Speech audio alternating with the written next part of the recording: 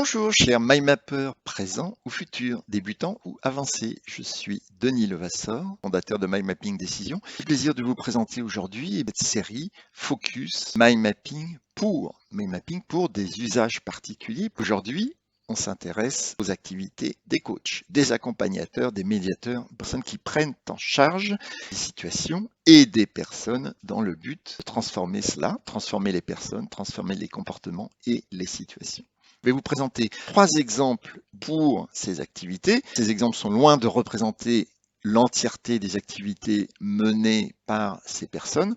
3 dimensions qui vont vous donner un aperçu de ce qu'on peut faire avec les cartes mentales dans ces situations particulières.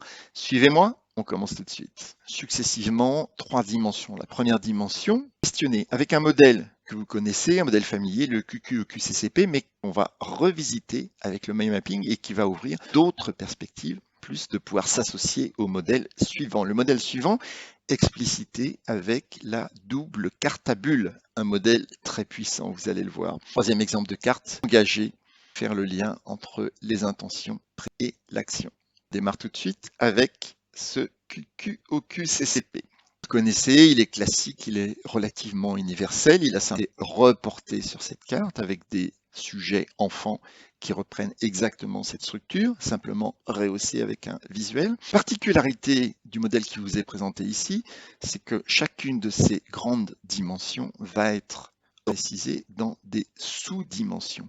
Les sous-dimensions qui sont ici, celles que j'utilise parfois dans mes activités de consulting, de conseil, seraient adaptées aux spécificités de votre activité, des contextes dans lesquels vous l'exercez et également des audiences que vous ciblez. Par exemple, le quoi, façon de décrire la situation qui vous est présentée, mais il y a évidemment plusieurs angles d'attaque pour la décrire à un moment donné. Donc l'idée, c'est de pouvoir à la fois guider quand c'est nécessaire ou relancer quand c'est nécessaire la personne qui est en face de vous et qui en fait l'exposé.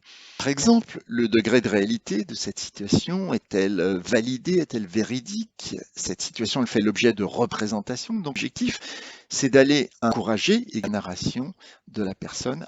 Le degré de stabilité, la situation est décrite à un moment donné, la photo de la situation n'a pas toujours été telle que, donc ça permet aussi de ramener de la dynamique, une vue organique sur cette situation. La nature des parties, un système posé d'une quantité de déterminants à un moment donné qu'on va pouvoir peut-être regrouper. En tout cas, on peut faire des propositions à la personne qui est en face. Vous voyez qu'il y a déjà ici un certain nombre d'items qui vont pouvoir se répondre les uns les autres. Zoom ici sur le qui, la personne elle-même qui est en face de vous, personne avec qui elle est en relation, cette personne que vous aidez ou ces personnes qui sont en interaction.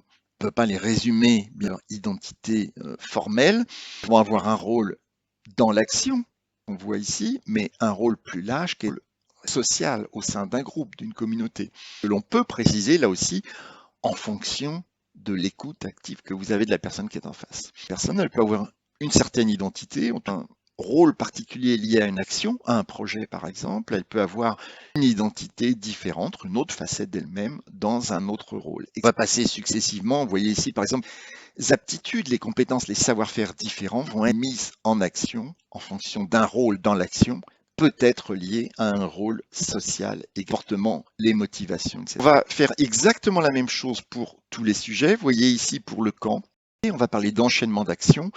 Mais là aussi, pour restituer de la profondeur, de la vue dynamique, de la vue systémique, on va le voir avant, après quelque chose, en relation simultanée, opposée, pris dans un cycle avec des accélérations, des diminutions. On va essayer de restituer toute la dynamique et tout le rythme, le mouvement qui caractérise aussi l'approche MyMapping. Cette carte, c'est un petit peu la popote, la cuisine interne du coach, mais on peut aussi imaginer un support pour co-construire, c'est-à-dire qu'on a ici des propositions qui sont faites par le coach en fonction de la tournure un petit peu de l'accompagnement.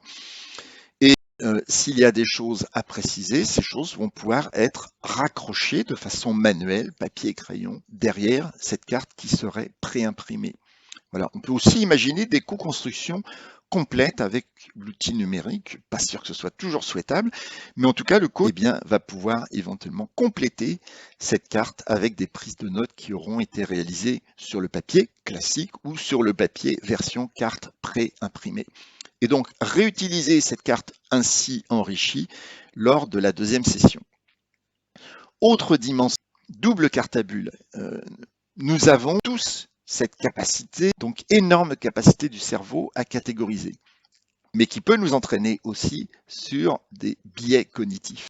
Donc, dès lors qu'il s'agit d'imaginer en miroir deux situations, ça peut être le présent et le futur, qui est toujours présent dans une situation de coaching, puisqu'on est là pour passer un cap, instruire une transformation. Donc, on a d'un côté la situation, l'existant, tel qu'on peut le décrire, et un futur projeté, souhaitable. On peut avoir à gauche une solution 1, une solution 2, un projet 1, un projet 2, etc. Cette capacité de notre cerveau à catégoriser fait qu'on va voir très rapidement des éléments qui sont des éléments spécifiques à l'une ou l'autre de ces propositions. On va évidemment commencer par les garnir, on va laisser un petit peu le flux, le flow s'installer et on va garnir les éléments qui sont ici. Des éléments qui peuvent être hérités aussi du précédent modèle du QQEQ-CCP. On va faire ça pour la partie de gauche, pour la partie de droite, et ensuite on va travailler, c'est la partie évidemment la plus délicate, sur des éléments communs. Les éléments communs peuvent être des éléments de contexte. Un contexte durable, un contexte sur lequel on n'a pas complètement la main, on n'a pas de pouvoir d'influence sur l'évolution de ce contexte, donc le contexte, il est là aujourd'hui, il sera là tout ou partie demain. À la différence peut-être de nouveaux comportements qu'on pourra mettre en œuvre, mais grosso modo, on ne va pas changer complètement le contexte. Il est lié aussi à des déterminants qui concernent le profil, le comportement de la personne. On se change à la marge, mais on va rester la même personne aujourd'hui et demain. Progressivement, à la lumière de ce qui a été mis d'un côté de l'autre, et là aussi en favorisant des associations sous forme de questionnement, eh bien dégager ici des éléments qui sont communs et qui peuvent constituer aussi bien des forces que des limitations par rapport à l'une ou l'autre de ces situations. Donc c'est un outil extrêmement puissant qui va là aussi soutenir des conversations entre le coach, l'accompagnement et la personne, le bénéficiaire, la personne qu'elle est en train d'aider, et qui vont contribuer à revisiter, mais avec une structuration qui est proposée ici. Enfin, troisième exemple, un exemple pour engager et passer de l'intention à l'action à travers trois sujets successifs. Évidemment, on va retrouver des choses communes entre ces modèles. C'est pour ça aussi que les cartes peuvent se fertiliser, s'enrichir les unes des autres. Une vision globale très générique, exprimée peut-être avec quelques mots-clés, une simple phrase du « je voudrais », c'est-à-dire cette situation projetée, ces résultats attendus.